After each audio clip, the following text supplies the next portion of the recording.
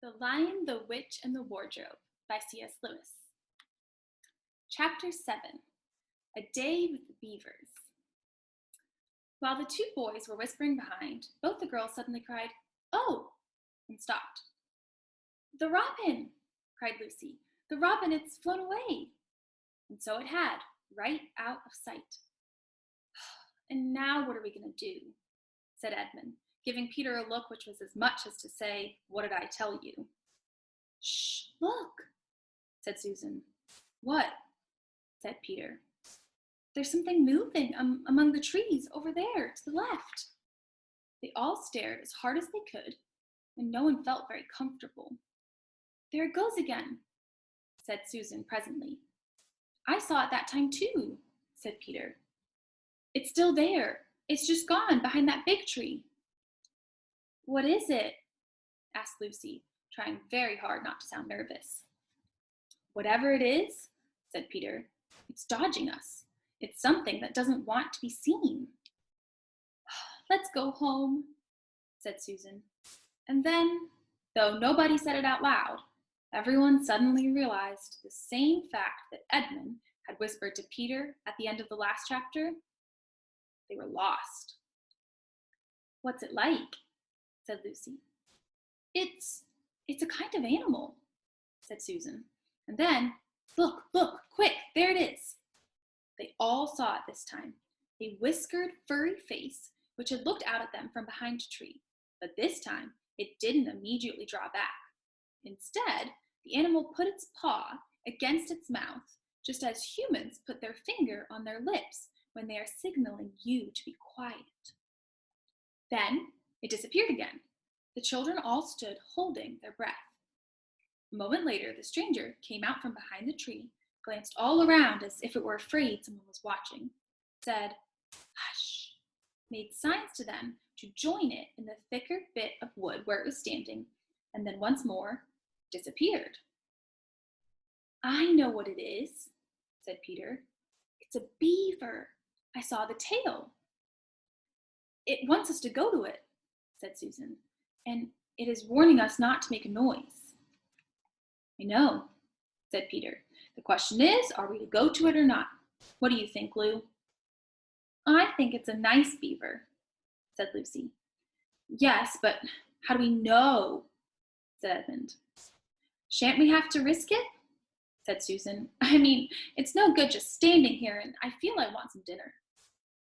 At this moment, the beaver again popped its head out from behind the tree and beckoned earnestly to them.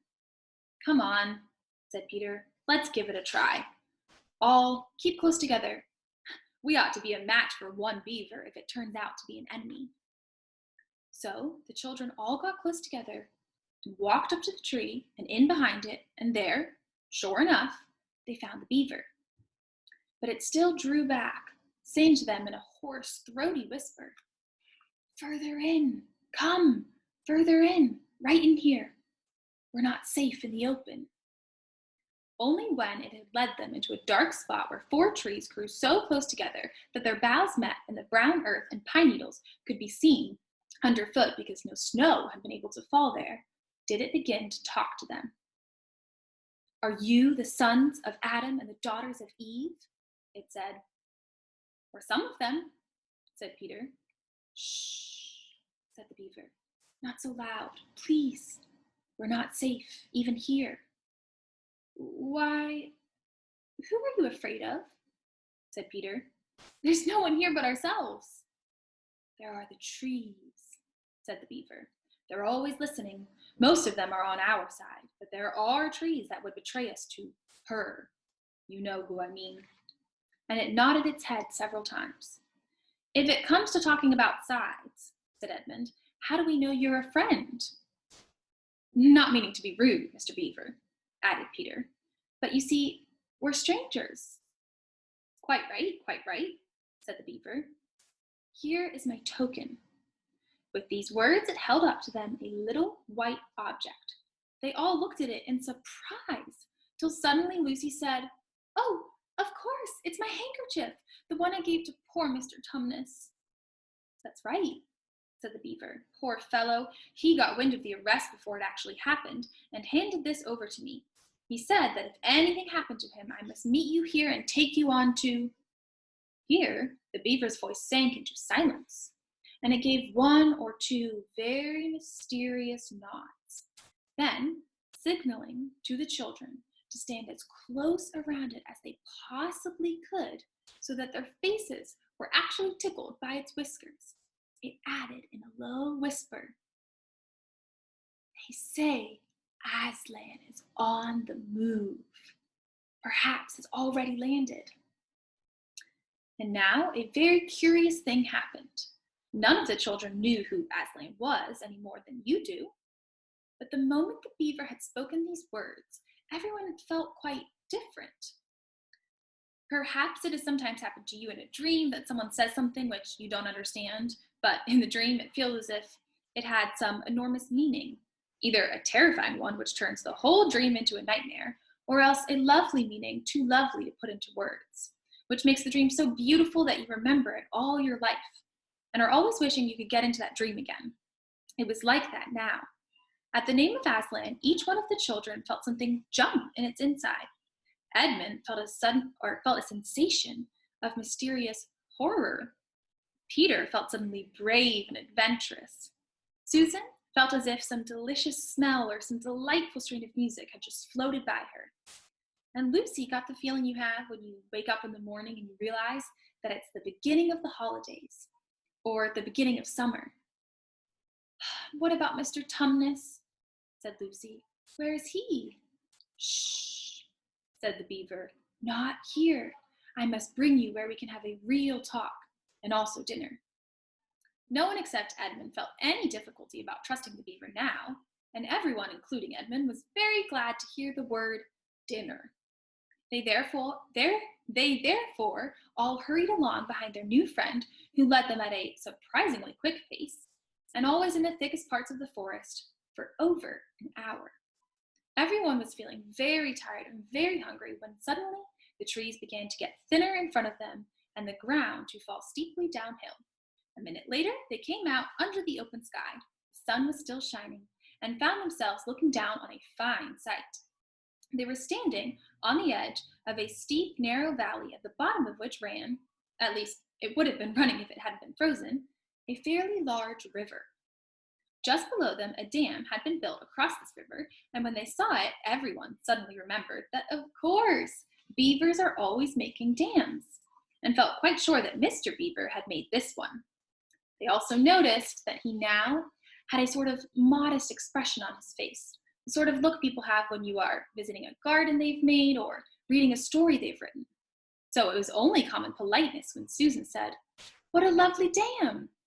And Mr. Beaver didn't say, "Hush," this time, but merely a trifle, and it isn't really finished. Above the dam there was what ought to have been a deep pool, but was now, of course, a level floor of dark green ice. And below the dam, much lower down, was more ice, but instead of being smooth, this was all frozen into the foamy and wavy shapes in which the water had been rushing along the very moment when the frost came. And where the water had been trickling over and spurting through the dam, there was now a glittering wall of icicles, as if the side of the dam had been covered all over with flowers and wreaths and festoons of the purest sugar. And out in the middle, and partly on top of the dam, was a funny little house, shaped rather like an enormous beehive, and from a hole in the roof, smoke was going up, so that when you saw it, especially if you were hungry, you at once thought of cooking and became hungrier than you were before. That was what the others chiefly noticed. But Edmund noticed something else. A little lower down the river, there was another small river, which came down another small valley to join it. And looking up that valley, Edmund could see two small hills, and he was almost sure that they were the two hills which the White Witch had pointed out to him when he parted from her at the lamppost that other day. And then between them, he thought, must be her palace, only a mile off or less. And he thought about Turkish delight and about being a king, and I wonder how Peter will like that, he asked himself, and horrible ideas came into his head. "Here we are," said Mr. Beaver, and It looks as if Mrs. Beaver is expecting us. I'll lead the way, but be careful and don't slip." The top of the dam was wide enough to walk on, though not for humans a very nice place to walk because it was covered with ice. And though the frozen pool was level with it on one side, there was a nasty drop to the lower river on the other. Along this route, Mr. Beaver led them single file, right out to the middle, where they could look a long way up the river and a long way down it. And when they had reached the middle, they were at the door of the house. "Here we are, Mrs. Beaver," said Mr. Beaver. "I found them. Here are the sons and daughters of Adam and Eve." And they all went in. The first thing Lucy noticed as she went in was a burring sound, and the first thing she saw was a kind-looking old she-beaver sitting in the corner with a thread in her mouth, working busily at her sewing machine. And it was from it that the sound came. She stopped her work and got up as soon as the children came in. "So you've come at last," she said, holding out both her wrinkled old paws. "At last, to think that ever I should live to see this day. The potatoes are on boiling and the kettle's singing, and I dare say, Mr. Beaver, you'll get us some fish?" "That I will," said Mr. Beaver. And he went out of the house. Peter went with him, and across the ice of the deep pool to where he had a little hole in the ice, which he kept open every day with his hatchet.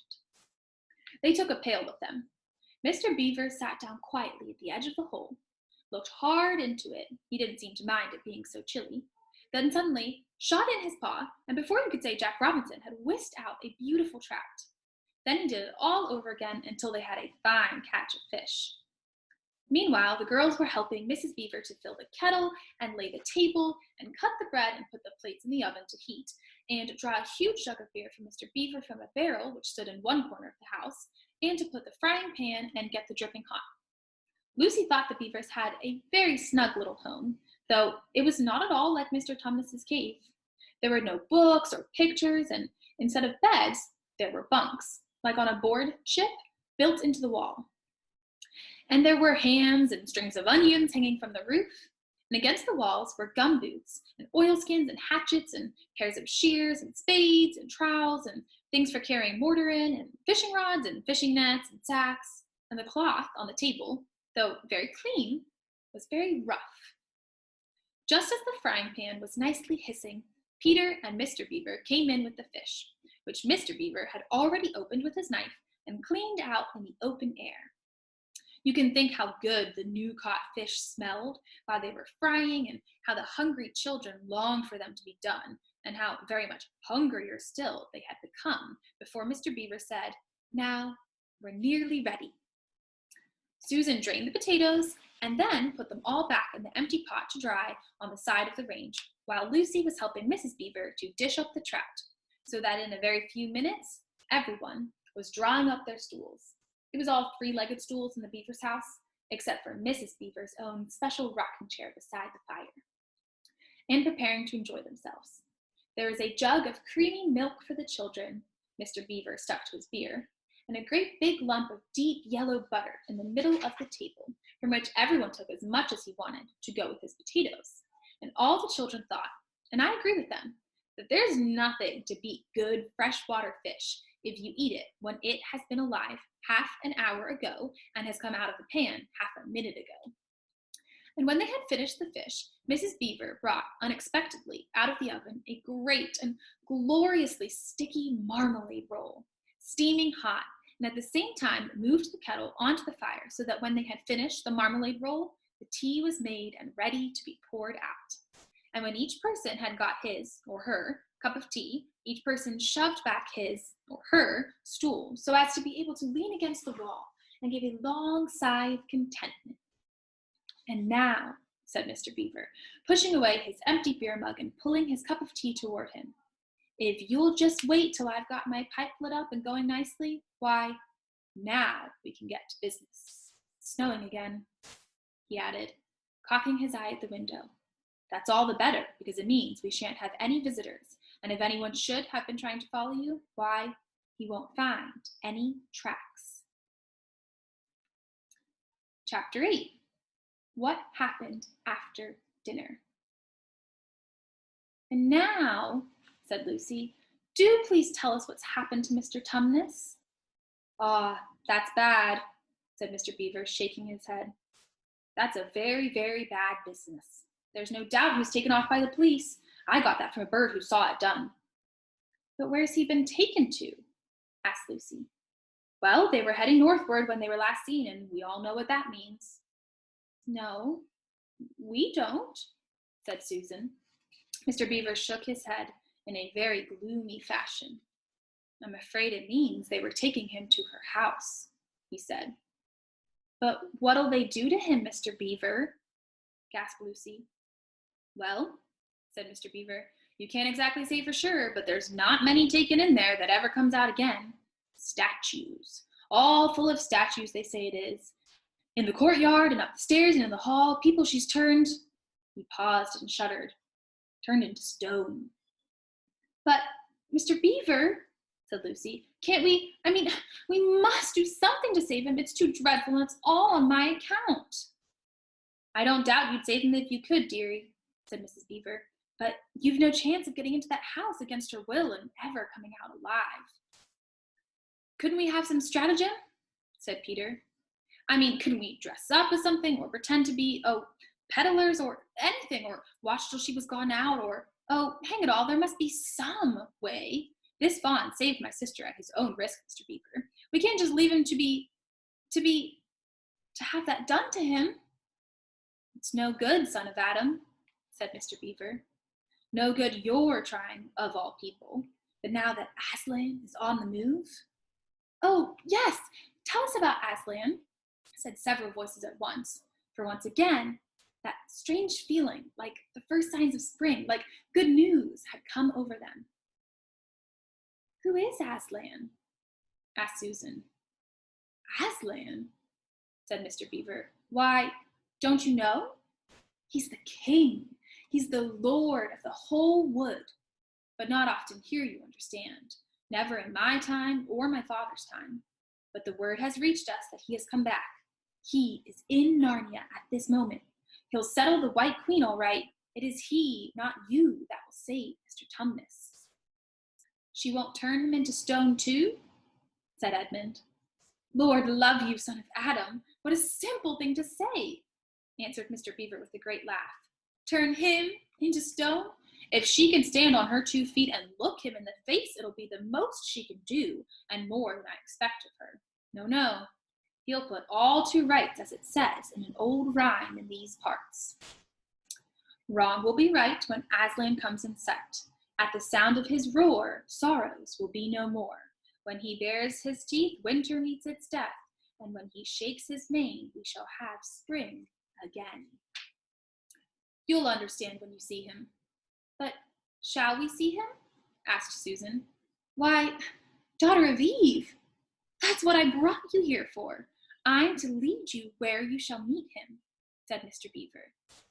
Is he a man?" asked Lucy. "Aslan?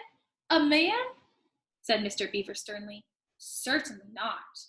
I tell you, he's the king of the wood and the son of the great emperor beyond the sea. Don't you know who is the king of beasts? Aslan is a lion, the great lion." "Oh," said Susan, "I thought he was a man. Is he quite safe? I shall feel rather nervous about meeting a lion." "That you will, dearie, and no mistake," said Mrs. Beaver. "If there's anyone who can appear before Aslan without their knees knocking, they're either braver than most, or else just silly." "Then he isn't safe?" said Lucy. "Safe?" said Mr. Beaver. "Don't you hear what Mrs. Beaver tells you? Who said anything about safe? Of course he isn't safe. But he's good. He's the king, I tell you." "I'm longing to see him," said Peter, "even if I do feel frightened when it comes to the point." "That's right, son of Adam," said Mr. Beaver, bringing his paw down on the table with a crash that made all the cups and saucers rattle. "And so you shall. Word has been sent that you are to meet him, tomorrow if you can, at the stone table." "Where's that?" said Lucy. "I'll show you," said Mr. Beaver. "It's down the river a good step from here. I'll take you to it." "But meanwhile, what about poor Mr. Tumnus?" said Lucy. "The quickest way you can help him is by going to meet Aslan," said Mr. Beaver. "Once he's with us, then we can begin doing things. Not that we don't need you to, for that's another of the old rhymes. When Adam's flesh and Adam's bone sits at Cair Paravel enthroned, the evil time will be over and done. So things must be drawing near their end now. He's come, and you've come. We've heard of Aslan coming into these parts before, long ago. Nobody can say when, but there's never been any of your race here before." "That's what I don't understand, Mr. Beaver," said Peter. "I mean, isn't the witch herself human?" "She'd like us to believe it," said Mr. Beaver, "and it's on that she bases her claim to be queen. But she's no daughter of Eve. She comes of your father Adam's." Here Mr. Beaver bowed. "Your father Adam's first wife. Her they called Lilith, and she was one of the Jinn. That's what she comes from on one side, and on the other she comes of the giants. No, there isn't a drop of real human blood in the witch." "That's why she's bad, all through, Mr. Beaver," said Mrs. Beaver. "True enough, Mrs. Beaver," replied he. "There may be two views about humans, meaning no offense to the present company, but there's no two views about things that look like humans and aren't." "I've known good dwarfs," said Mrs. Beaver. "So have I, now you come to speak of it," said her husband, "but precious few, and they were the ones least like men. But in general, take my advice. When you meet anything that's going to be human and isn't yet, or used to be human once and isn't now, or ought to be human and isn't, you keep your eyes on it and feel for your hatchet.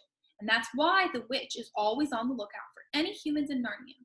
She's been watching for you this many a year, and if she knew there were 4 of you, she'd be more dangerous still."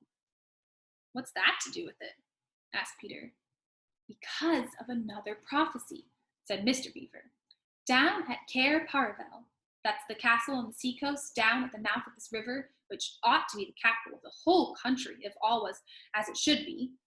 Down at Cair Paravel, there are 4 thrones, and it's a saying in Narnia, time out of mind, that when 2 sons of Adam and 2 daughters of Eve sit in those 4 thrones, then it will be the end, not only of the White Witch's reign, but of her life. And that is why we had to be so cautious as we came along, for if she knew about you 4, your lives wouldn't be worth a shake of my whiskers."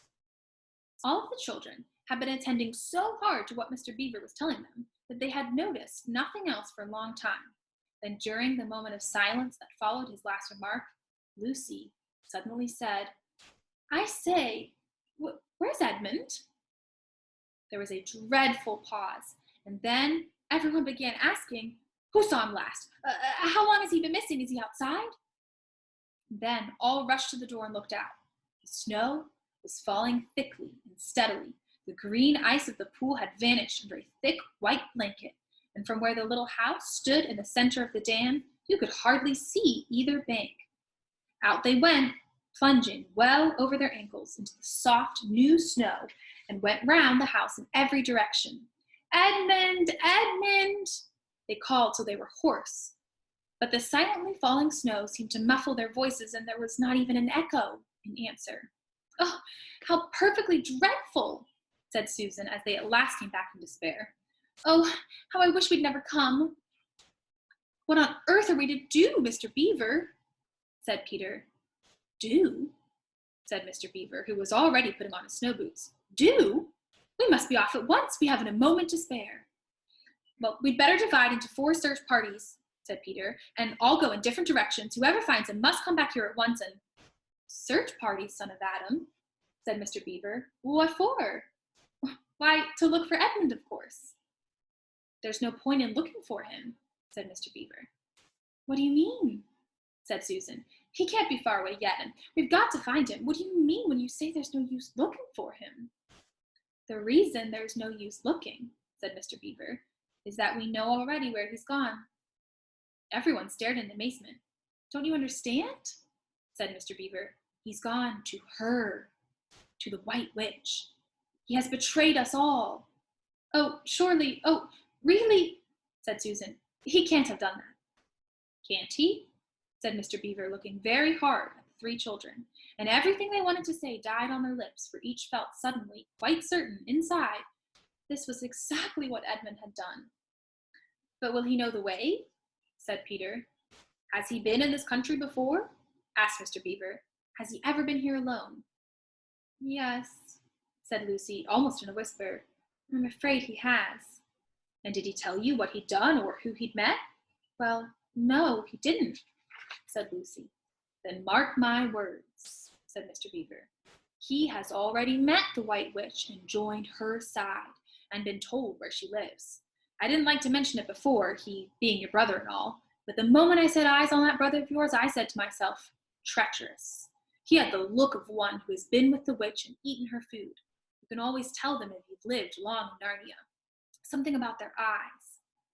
All the same, said Peter in a rather choking sort of voice, we'll still have to go and look for him. He is our brother after all, even if he is rather a little beast, and he's only a kid. Go to the witch's house? Said Mrs. Beaver. Don't you see that the only chance of saving either him or yourselves is to keep away from her? How do you mean? Said Lucy. Why, all she wants is to get all four of you. She's thinking all the time of those 4 thrones at Cair Paravel. Once you were all 4 inside her house, her job would be done, and there'd be 4 new statues in her collection before you'd had time to speak. But she'll keep him alive as long as he's the only one she's got, because she'll want to use him as a decoy, as bait to catch the rest of you with. Oh, can no one help us? Wailed Lucy. Only Aslan, said Mr. Beaver. We must go on and meet him. That's our only chance now. It seems to me, my dears, said Mrs. Beaver, that it is very important to know just when he slipped away. How much he can tell her depends on how much he heard. For instance, had we started talking of Aslan before he left? If not, then we may do very well, for she won't know that Aslan has come to Narnia, or that we are meeting him, and will be quite off her guard as far as that is concerned. I don't remember his being here when we were talking about Aslan, began Peter, but Lucy interrupted him. Oh, yes, he was, she said miserably. Don't you remember? It was he who asked whether the witch couldn't turn Aslan into stone too. So he did, by Jove, said Peter. Just the sort of thing he would say, too. Worse and worse, said Mr. Beaver. And the next thing is this. Was he still here when I told you that the place for meeting Aslan was the stone table? Of course, no one knew the answer to this question. Because if he was, continued Mr. Beaver, then she'll simply sledge down in that direction and get between us and the stone table and catch us on our way down. In fact, we shall be cut off from Aslan. But that isn't what she'll do first, said Mrs. Beaver. Not if I know her. The moment that Edmund tells her that we're all here, she'll be set out to catch us this very night. And if he's been gone about half an hour, she'll be here in about another 20 minutes. You're right, Mrs. Beaver, said her husband. We must all get away from here. There's not a moment to lose.